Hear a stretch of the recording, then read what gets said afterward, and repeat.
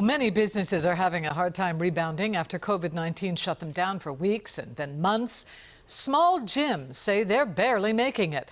But Rachel Carden shows us two gyms in Baltimore County that are moving mountains to make it work while protecting their members. The owner of HIT Boot Camp in Timonium said that she did apply for the PPP loan and a state grant, but she said that money was just enough to keep her head above water. If she has to close down again, she worries that'll be the end of her business. But she says she's dedicated to her members who tell us they need the gym for their mental health.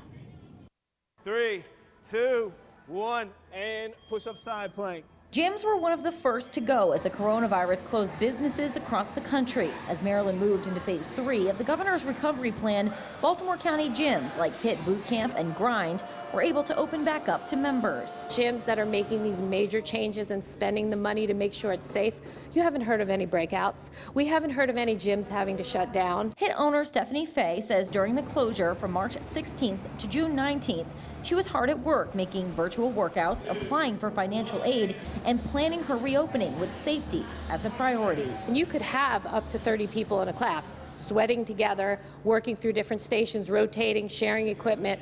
We knew when we had to put a reopening plan together that would never work.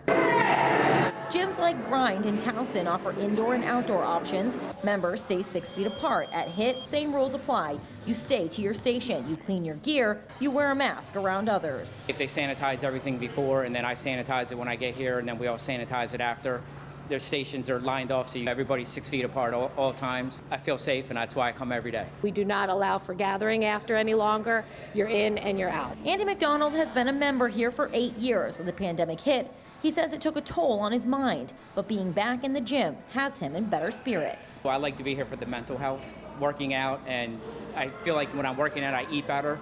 So when I was at home, obviously, I was eating Doritos, cupcakes, and not eating healthy. Now I'm back in the gym working out and I'm eating healthy again. And Grind is actually owned by a WJZ employee who tells us he's working to construct an outdoor area so that classes can continue outside. Now, if there is a COVID-19 spike and gyms have to close again, HIT Boot Camp says they'll resume everything virtually. For WJZ, I'm Rachel Carden.